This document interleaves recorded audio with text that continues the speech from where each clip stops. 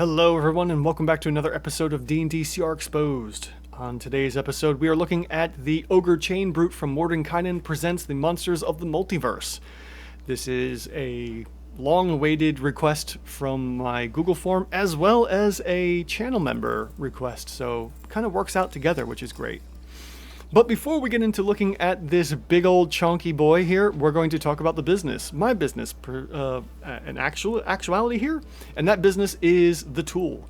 The tool here you can get completely for free, or you can donate if you feel so obliged to, at my Ko-fi page, link in the description below, where you can find a whole bunch of links. So go ahead and check that description out for everything that's going on, from social media stuff like Blue Sky or my Ko-fi page. A bunch of other stuff. I don't remember what's down there. Just copy paste now basically from everything and use the videos over and over again. So again, Ko-fi page, link in the description. Get it totally for free or donate if you feel so inclined to, as well as you can become a channel member now if you'd like, where for as little as $1 a month you can support the channel, request monsters, get early access to videos, as well as getting access to my Tales of the Valiant PDFs as well. The monsters that I've been converting from 5th edition to Tales of the Valiant. It's a better game system than 5th edition, and you can then get those as well as part of being a member. And then from there you can also request a monster. And you can do that one of two ways, by either leaving a comment and appeasing the YouTube algorithm overlords, or you can use the Google form to request a monster anonymously and get your requests in there at some point in the channel. Alright, now that the business is taken care of, let's get into the Ogre Chain Brute here and take a look at this big old beefcake here. So, our beefcake monster is a CR3, and it's got 11 AC, which is crazy low for a monster of this level. It's large, excuse me, I was going to say giant. Actually, yeah, it's a large giant. That makes sense. Hurts my brain a little. I think I'm bleeding from the nose. In any event, we are looking at 19 strength, 8 dex, 16 con, 5 intelligence, 7 wisdom, and 7 charisma.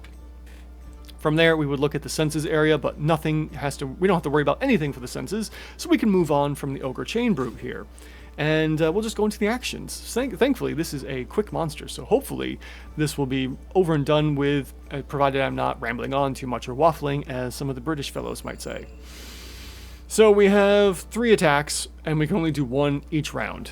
And from that, we are looking at +6 to hit, +6 to hit, and a DC 14.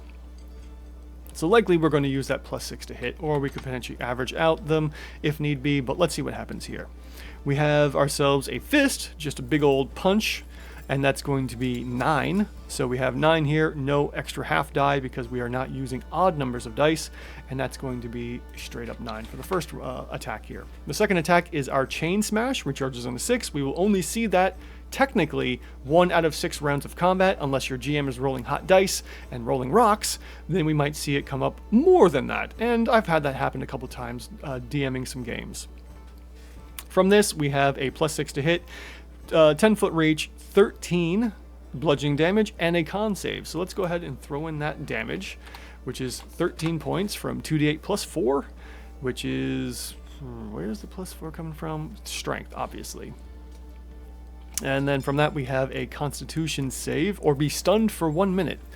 The target repeats the saving throws, yada yada yada. So we calculate the monster, at least in 5th edition, looking at the best case scenario here.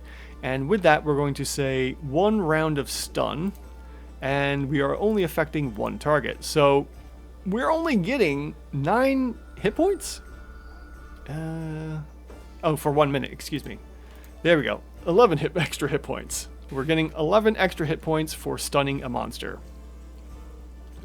And that calculation comes from effective DPR to effective hit points, and looking at spells that are of equivalent levels, and there's a level 1 spell that stuns monsters and does the same thing, and doing the math from there works out to be 11 effective hit points for 1 round of combat.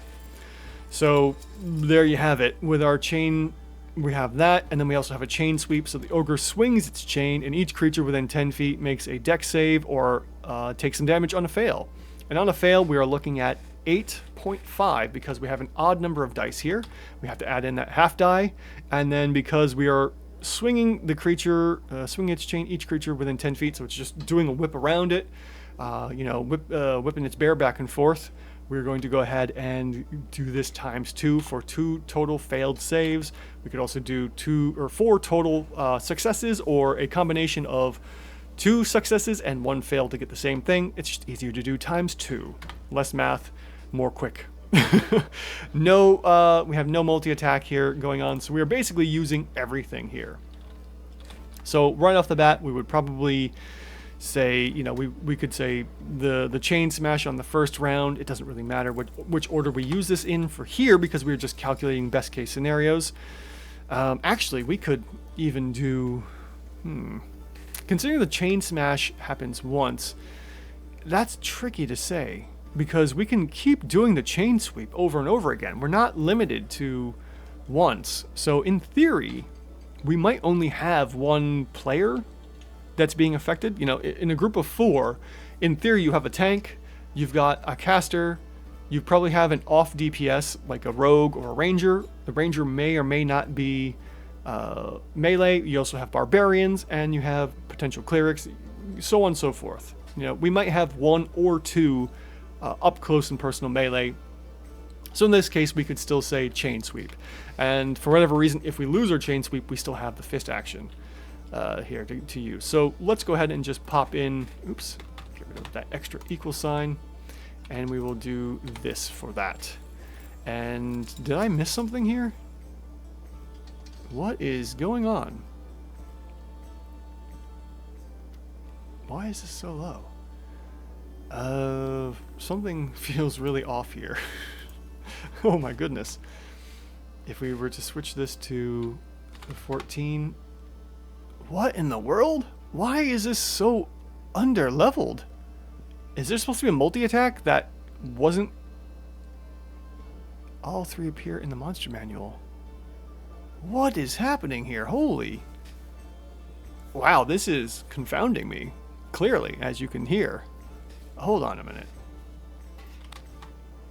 Okay, yeah, I just went to check to see, was the Chain Brute in another book, but I didn't see it in the Monsters Manual, and I didn't want to really waste any more time checking on this. So let's back off here for a minute and get rid of the stunned condition, and then just do 3 rounds of the chain sweep here to see if that makes any difference. And yeah, no, this is a CR1 Ogre Chain Brute. This is really surprising. To fix this, I don't even know what to do besides increasing damage here. And beyond that, we would probably do some increased dice or what have you. The easiest route is just to use this as a CR1, honestly, and then go from there. But wow, that's really surprising to me that this is so far off for a level 1 here, or for a CR3. Okay, well, that's pretty much it for the Chain Brute here.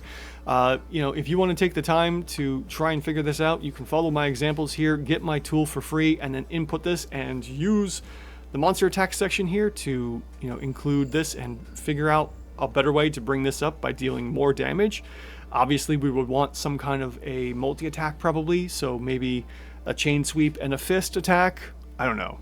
But in any event, this has been Andrew, your Goblin GM, looking over the Ogre Chain Brute from Mordenkainen's Monsters of the Multiverse and finding a really overrated ogre. I mean, super overrated. This is like club bouncer overrated. In any event, thank you all so much for watching. Have a great night, and I will see you in the next one.